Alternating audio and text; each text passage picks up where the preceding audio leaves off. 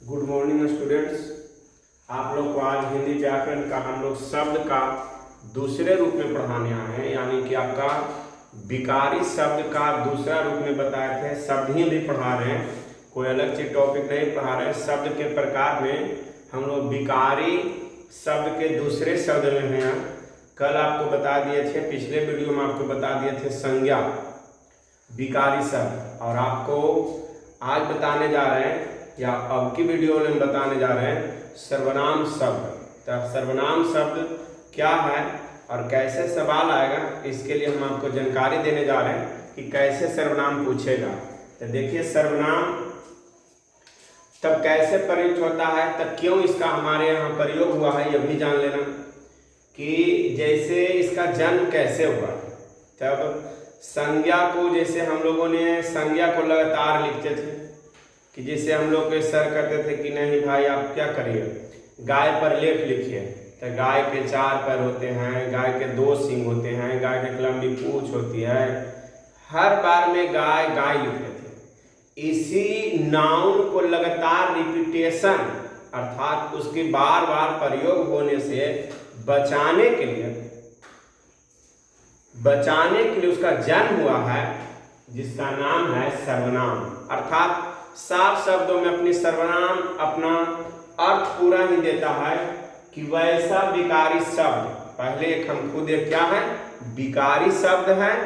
पहले सर्वनाम एक विकारी शब्द है, ये आपको बताने जा रहा है।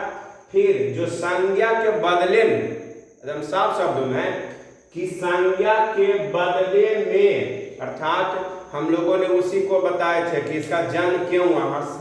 हर लोगों का यहाँ हमारे ग्रामर में रहे, चाहे हम लोग का जन्म जरूर कोई उद्देश्य के पूरा करने के लिए हुआ है। इसी प्रकार से हमारे हिंदी ग्रामर में सर्वनाम का जन्म संज्ञा को बताने के लिए हुआ है। जैसे क्या है कि वैसा विकारी शब्द संज्ञा के बदले में प्रयुक्त होता हो।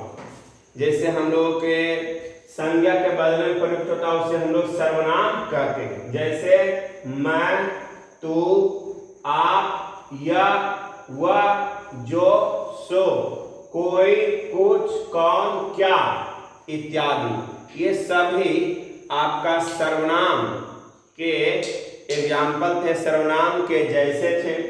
सर्वनाम 6 प्रकार के होते हैं। सर्वनाम 6 प्रकार के होते हैं। तो हम लोगों ने आपको अंग्रेजी वाला में बताएंगे जिसमें 11 प्रकार का होता है, पर इसमें हम लोग को हिंदी में प्रयुक्त होता है जिसमें आपका 6 प्रकार के होता है। देखिए, तब पहला हम लोग आपको बताने जा रहे हैं पुरुषवाचक सर्वनाम। पहला है पुरुषवाचक सर्वनाम और दूसरा है निश्चयवाचक सर्वनाम। और तीसरा आपका अनिश्चयवाचक सर्वनाम। फिर आपका है प्रश्नवाचक सर्वनाम, फिर है संबंधवाचक सर्वनाम, फिर है निजवाचक सर्वनाम। ये 6 आप लोगों को सामने है, और एकाएक की आपको परिभाषा सहित ज्ञान दिला रहे हैं कि किस प्रकार से। तब पुरुषवाचक सर्वनाम वैसा सर्वनाम जिसमें बोलने वाले, याद रहे, वैसा सर्वनाम जिसमें बोलने वाले, सुनने वाले तथा जिसके बारे में कुछ कहा जाए का बोध कराता है। बोलने वाले, सुनने वाले, जिसके बारे में कुछ कहा जाए। साफ शब्दों में ये 3 गो यहाँ पर आपका 3 यहाँ इंडिकेशन दे रहा है, आपको सूचित कर रहा है। यानी ऐसी पता चला कि पुरुषवाचक सर्वनाम के 3 उपभेद हैं। पुरुषवाचक सर्वनाम के 3 उपभेद हैं। तो वो कौन कौन है? उत्तम पुरुषवाचक सर्वनाम, इसकी परिभाषा आपके सामने हम बताने जा रहे हैं कि वैसा सर्वनाम जिसमें कहने वाले का बोध कराता हो।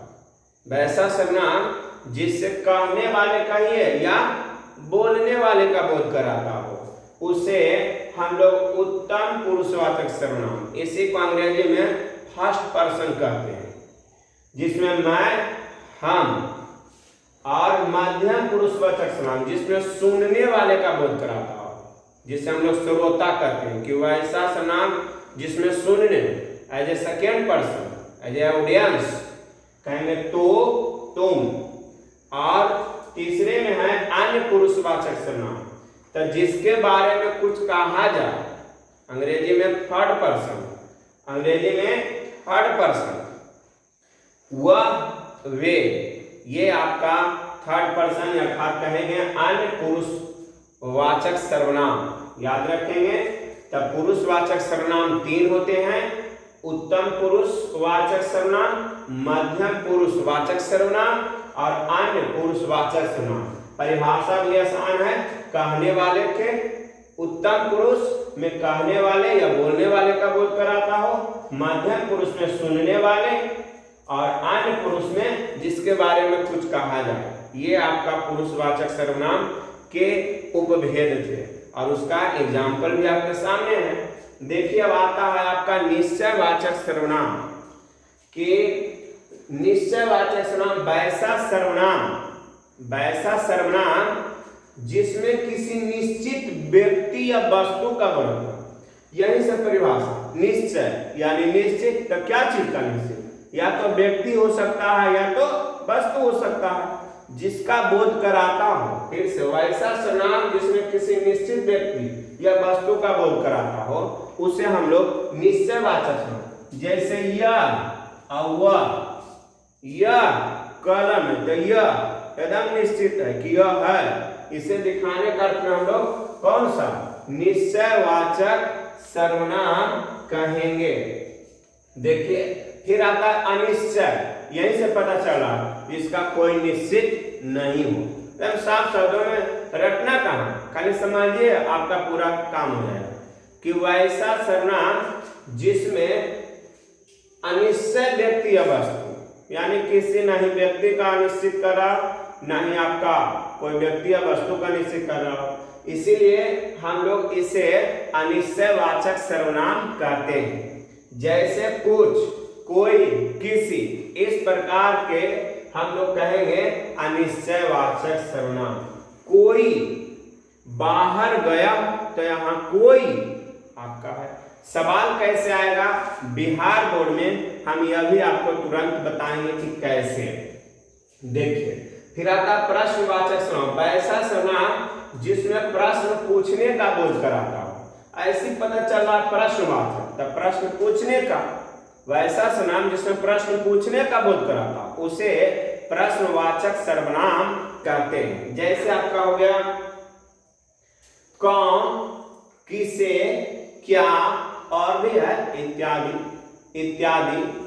देखिए क्या संबंधवाचक सर्वनाम वैसा सर्वनाम जिसमें संज्ञा या सर्वनाम, याद रखिए संबंध में संबंध का बोध करेगा। वैसा संबंध किसके साथ संबंध, तो दो ही गुण तो है, या तो संज्ञा के साथ या तो सर्वनाम के साथ। कि कहेंगे कैसे कि वैसा सर्वनाम जिसमें संज्ञा या सर्वनाम के साथ संबंध बतलाता हो, संज्ञा सर्वनाम के साथ संबंध बतलाता हो, उसे हम लोग कहेंगे संबंधवाचक सर्वनाम। जैसे जो, सो, जिनका, तिनका इत्यादि। कहने का जिनका, तिनका, तिनका मतलब आप अंग्रेजी वर्ड में नहीं यूज करिएगा।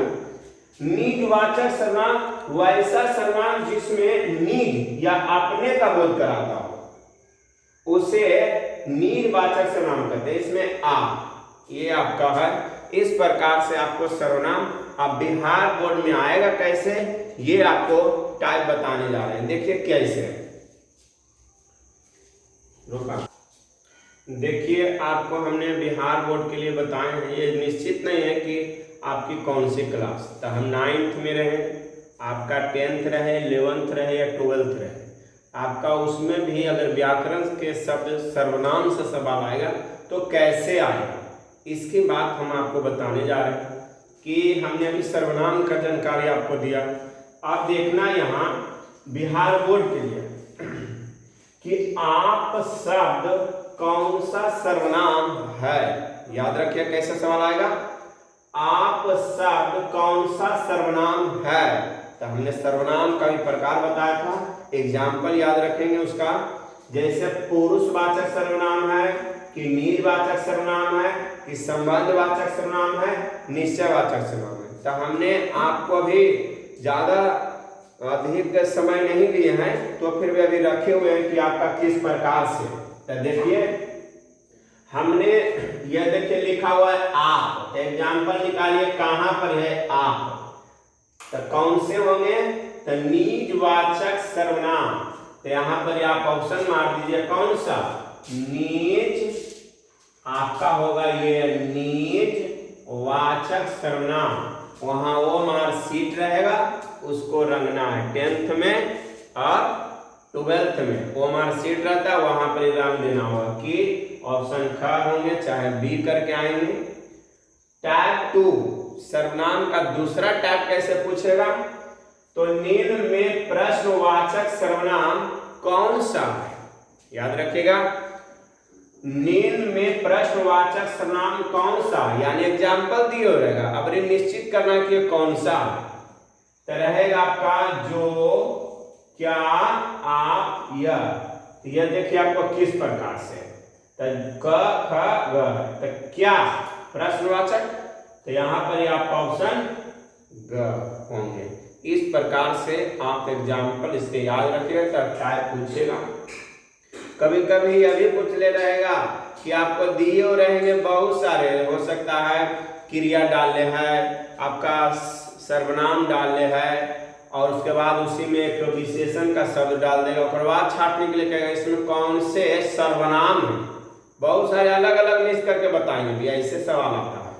तो ये 3 टाइप का आप लोग को 2 टाइप लिखित एक मौखिक बताए हैं, ठीक। इस प्रकार से आपको इसको याद कर लेना है, आप स्क्रीनशॉट के जरिए आप इस प्रकार से कर सकते हैं।